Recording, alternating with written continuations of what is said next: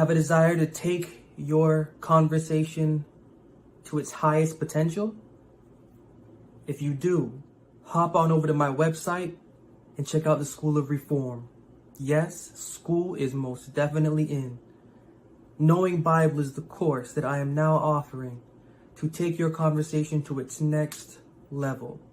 Grow closer not simply with the philosophy that is within the Bible, grow closer not simply with the devotional character of the living God, but grow closer with yourself also. So head on over to my website, check out the School of Reform, and check out Knowing Bible. This is the course for the learner that wants to make their life, both personal and devotional, more full.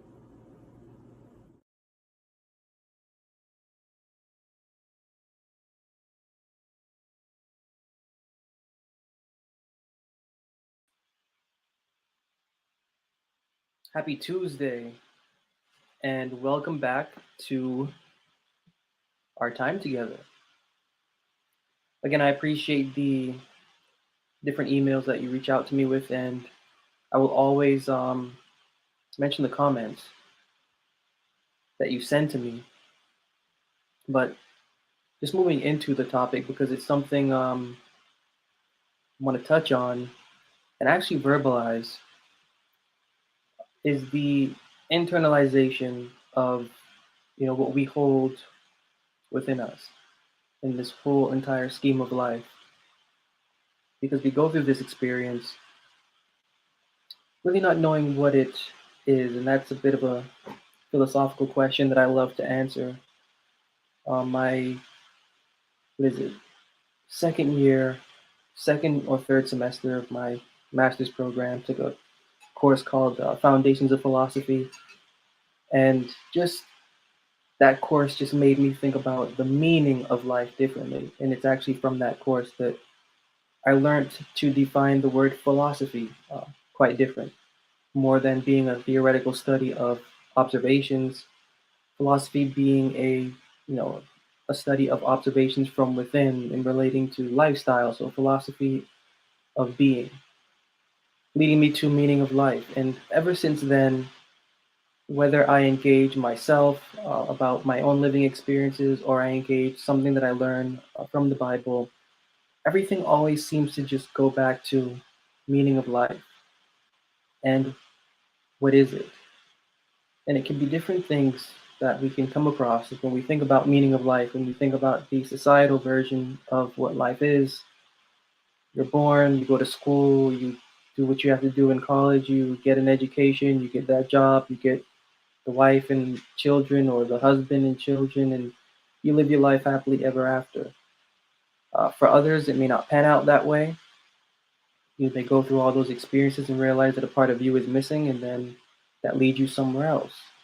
And then for others, that may not be the case. The meaning of life may not be your job or your family or finding yourself, but it may be understanding something that you are related to in a cosmic way, to your being, which is kind of similar. There's a difference there. So this meaning of life can go into many different directions. And the last time we were together just talking about what goes on within, and the aspect of creation from weeks now, from talking about the emptiness necessary, the void necessary, the creation necessary, and all of this. We talked about Paul briefly, and how Paul talks about lifestyle, and how the Bible, engages lifestyle and encourages lifestyle of thought, of mind, of being, of existing, of just being. And so on my heart is this verse: a sound heart is the life of the flesh. And the aspect of soundness is an aspect of, or the finalization of everything that I have been talking about thus far. And that soundness in regards to life and to life's meaning, because what is it? You taking Bible out of it, and even taking life out of it, just looking at things from a perspective of the living experience. And we have a physical frame, But this physical frame really wouldn't be anything if it didn't have anything within it to give it its breath. And so before this physical frame had breath given to it, something extra was needed to give it breath. The illustration of uh, the quote unquote breath of life breathed into Adam in the story of Genesis chapter 2, alluding to a fact of it or a belief of how our organism works, how our organism is function and how it's supposed to move. And it moves not by its own self, it's not evolutionary. It actually has a flow to it, giving it its being.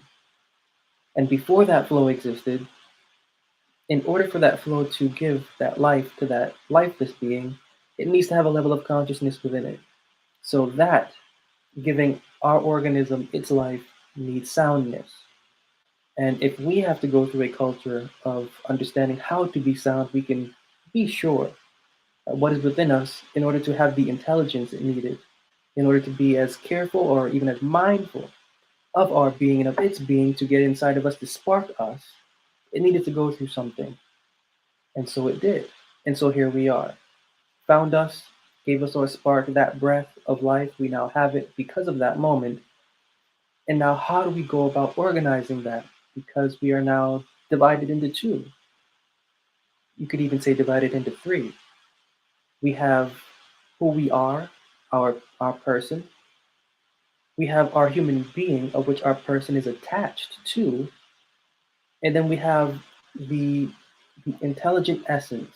You can call that soul, you can call that spirit, whatever is there. But you have the essence of our human being that sparked it to life so that our person can show forth as it does. So we're divided into three. And so, what is the actual meaning, when you think about it, of life when it comes to these three? Because these three are the foundation of life. And so, we understand, or you can understand from a living experience, that honoring our human being will lead to a frustration of the essence within and the person that we are. Honoring the person that we are may lead to a frustration of our human being, to the spirit, or to the character, or to the essence giving us life. Honoring our person and honoring our human being, not giving much weight to what is within us, can cause what is within us frustration, and that frustration can seep over to our human being and to the person that our human being is attached to. And so we got a problem here about, what life is supposed to mean and where it actually begins. And I find the solution that the Bible gives credible, in that the Bible allows us to think about our person and our human being and the spark that feeds them life from the aspect of conversation and devotional conversation. The first two leading, we have this living experience, we have lived this living experience, and we can know that in the first two leads, when our person is leading our life, when our human being is leading our life, we do things that are frustrating, and we do things that are frustrating to other people, and we do things that are frustrating to life, and life frustrates us. Life is just overall frustrating when our human being leads the experience, and when our person attached to it leads the experience. But when the experience is focused on what is within, I think we can all agree that when what is within is cared for, then what is within leads to a giving of a source of energy to our human being and to the person attached to it, that adds peace to us. Because when what is within is peace, as the scripture says, a sound heart is the life of the flesh. So when what is within has peace, everything else falls into alignment. And I think the Bible is correct in allowing us to know that when our devotional conversation is straight, and when the mind of our belief has devotional awareness, meaning that it is aware of its thoughts and feelings, and it is aware of what it's serving, well, then this, in its cultivation, leads to our human being taking a lesson on what to focus on, and then it leads to our person, our individual person, looking at its own self to know what it needs to focus on.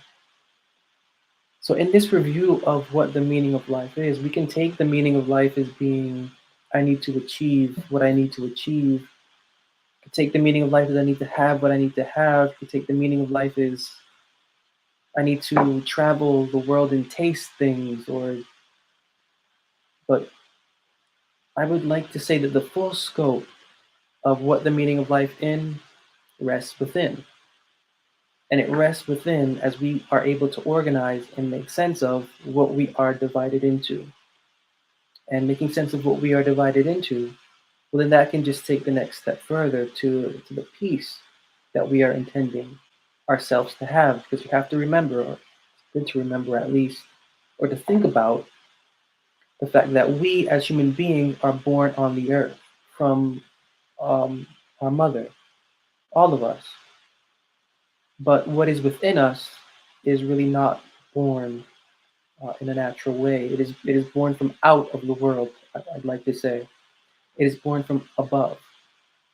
So when we are born, we're born earthly, but then there is something from above attaching to us here down below.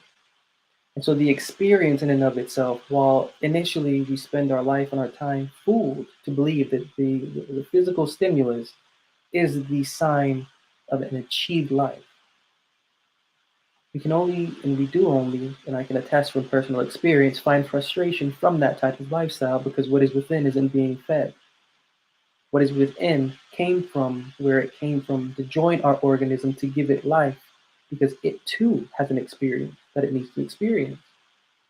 And when that experience is being fulfilled, because the human being only receives its spark from it, well, then the human being will have just as much peace as what is within us has peace. And so again, the Bible is pretty on point when in the book of Job it says, the Spirit of the Almighty hath given me life. And then John 3:6, that which is of the Spirit is spirit. Meaning that there's just an experience that what is within us is supposed to have in order to care for what is on the surface, what is on our surface. And I'm, talking about the meaning of life here because there's someone just like me who may be going through something or thinking about life in a way where it doesn't make sense or just questioning more and thinking about the way that we are divided and then finding the meaning in that division as opposed to, on the contrary, dividing up ourselves to discover ourselves, to find meaning in what we found in ourselves from some sort of practice, which would be and is always flesh-based stimulus, and in sometimes regards in terms of a spiritual experience. So it's a flesh-based stimulus deceiving us to be a spiritual experience, and it's always unsatisfying. But to look at the division that we are in the way that it is, and then to find the meaning out of that division, we can actually see that when you take Bible away, the Bible's principles stand true. The Bible's wisdom of allowing our conversation to take awareness of itself for lifestyle, and that lifestyle being something necessary for what is within to guide and to educate our human being so that our person can shine through the experience. And that's the whole reason I went into the whole emptiness, into the creation, and then everything else leading up to this scheme of being mindful or of encouraging a form of mindfulness in how we go about the divisions that we are. Because when we don't care about how we are created and what we are from, we're liable to make mistakes toward ourselves, make mistakes toward others. It's just that the more that I go into the Bible, the more that I dig into its philosophy, I see awareness and consciousness being a key factor, above everything else, really. Because when you can take that wisdom that is within the Bible and apply it to life personally, that's when life begins to change, and that's when you actually begin to make the Bible practical, which is what it's for. Go to 1 John 1 and verse 1. You can hear the obvious saying of the word of life, which our hands have handled. And so it's impossible to handle, if we're going to take the Bible to be true, this word of life, because the word is the spirit, and the spirit, John 4:24, God is the spirit, and the spirit in Luke 24:36 does not have flesh and bones. So whatever this author in 1 John 1:1 is handling, it's not physical. Not physical. And yet there's still a report that we have handled with our hands the word of life. So this is just letting us know that the author isn't speaking literally, but is speaking figuratively in regards to experience. And in the experience that the author is having, the author is having an experience where what he's handling is his understanding from what he's been understanding. It's he's understanding the wisdom from the creation that those words or that word is creating within. And that's the experience of the meaning of life, in a sense, is that catering to what is within, we can then have enough strength from our human being to give power to our person, because we have the wisdom from our Creator as fuel for the essence of the spirit, of the character within, that just allows us to go forward no matter what we're going through, no matter who we're going through it with, no matter what we are, no matter what we think we are. We just go through it, and we can go through it just as, I've been ending every meeting stream here by saying creation. Everything we go through, we can think about it from the aspect of creation, because we don't really know about the creation that we're supposed to be going through. Just as we don't know that our conversation is supposed to be going through a creation and is not supposed to be settled in the framework that it's in. I can say this because put off your former conversation, the old man, and be renewed in the spirit of your mind. This advice wouldn't be there if our conversation was healthy. Again, be not conformed to the world, but be transformed by the renewing of your mind, that you may prove what is that good and perfect will of God. If we were okay, not physically, because this isn't physical advice. This is advice for our belief. This is advice for our conversations, thoughts, and feelings. If we were okay, this would okay devotionally, okay spiritually, okay philosophically, okay mentally. This wouldn't be here, but we're not. Create in me a clean heart and renew a right spirit within me. This is a cry for devotional awareness. This is the cry for a change or a bettering of lifestyle. This is the call for creation. This is the call for make me empty or help me to be empty so that I can move forward in the creation that you have for me. And again, John 4:24, if God is spirit, we can't think that this creation is physical. This is a creation occurring within. And so when it comes to that whole from within, and then what then is the meaning of life, if there's so much to all of this, like, how do you put this into a perspective or into one point? You can say, or you can think about it as the need for consciousness. Consciousness for our first devotional character, devotional awareness, for our conversation to become aware of who it is and its character, so that what is within us can have the peace and the experience it's supposed to have. Because you just have to remember, we didn't join to it. Like, we weren't born and then said, okay, let me just find, something to make me alive, or that didn't happen. It joined to us. We are a host. We are a host. We are a hosting an intelligent essence from an intelligent, invisible, thinking and sensing mind. And it was born from out of there, came into us. And it is from the Creator. And so when what is within us can have the experience it needs to have because it joined to us, and we're only here because of it. This is not my experience. This is not your experience. This is the experience of what is within us. And when what is within us can have the experience it needs to have, then our human being will be able to have the type of education it needs to have so that it can then begin to change itself. I talk to so many people And the one thing, even to this day, if it's not an email or if it's not like to my face, I think I don't go to church anymore because church isn't it. I don't feel church anymore. I don't feel church. And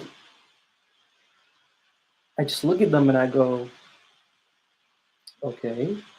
And because I always end up saying that's not where what is within you is going to receive the help that it needs, even though it's there for whatever it's there for. And but there's a whole lot of people going to church and sitting there, and I've heard from their own mouth, I'm waiting for the pastor to convert me. I'm waiting to be converted while sitting there. So, we're living in a time where, you know, things aren't it. We're living in a time where even certain scientific methodologies and philosophies associated with that, the individuals that are there know that there's something wrong with that, and that's not it either. We're living in a time where the meaning of life really is not found, but is actually sought through a screen where we're just doing this all day. And it's just weird, to see, because when I think about the division that we are, and when I think about how what is attached to us, is attached to us for a particular reason, and then when I think about the reason not being my flesh based stimulus, which is the initial thought, because that's me. But just as, there has to be a division between us and our devotional conversation, meaning we are not religion. We go into our faith and we think that we are faith. We are religion. We are it, but we're not. Within us is still the innocent, genuine reason for even turning to the Bible, but it's kind of suppressed and hidden by the fact that we're just so impressed by these religious theories that we are it now. So, understanding the division between us in our human experience and the us that our devotional experience is, there's a division there. They're not the same. The devotional experience is not mine, it's its own. The human experience is supposed to join to the devotional experience to receive intelligence on who it is supposed to be. So it's the same thing with the essence within us that gave us our spark. We aren't it. As much as we want to assume we are it, we didn't give it life. We didn't give us life. That spark came from out of the chambers of the treasures of the Creator and had to gain a level of consciousness on its own in order for us to retain a level of consciousness. Once it came into us, we are its host. We are its vehicle. We're carrying around within us something that is supposed to have an experience beyond what is flesh based. And that's difficult because when we're born, we don't know that. We just know what is sensory. Well, what is within us has also senses and has also a character and is also a person. And when our person latches onto it and when it gives our person life, the two are supposed to communicate to form harmony. And we don't find harmony because we're not giving it its experience.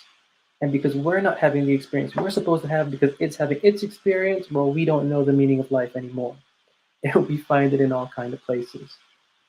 And so it's just this one thought, that's just been on my mind. I just wanted to bring out at this time is from within, the need for devotional awareness, catering to the devotional conversations, conscience, thoughts, and feelings, so that we as human beings can benefit from the gifts that the Creator has given to that for us. So we think it's all around again. I hear in churches, God's not doing this for me. Why isn't God doing this for me? And it's kind of weird because someone that makes a Dodge, when you buy it and get into an accident, the maker does not call you and is like, "Hey, are you okay? I heard you got into an accident." Well, there's if the Creator had to always interfere and do everything for us, we would most likely say, "Get out of my way. I want to live my life." So the way that the Bible breaks that down is the more that we spend time with the words there, because we're left words. We're not left a physical thing. We're left words because the words are supposed to get into us and work. Keep my commandments and live, it says in the Proverbs. So we can go through and get those words in and move with those words. That's then how the Creator can help us, because we show a willingness for mental activity, because again, God is a spirit, not a physical thing. God is mind. We can do mind and mindful work and develop a level of mindfulness towards that work and towards ourselves. That's how the meaning of life should be able to shine through. Easier said than done. Easier said than done, but that is the scheme, and I guess how everything would just tie in, and how it can continue to tie in from becoming a void, willingness to become empty. The aspect of creation, being able to separate yourself from your devotional experience, because so often we combine the two and then we just think we are it when we're not. It's not our human being that is for the Creator, in a sense. At this time, right now, it is our conversation in order to get to the Creator, for our human being to be further heard. Weird, maybe weird, but the experience is interesting. And as always, remember, it is for creation, and creation to be taken into consideration for proper meaning and diet of self. So I'll just end on there. Take that for creation, and I will see you next time.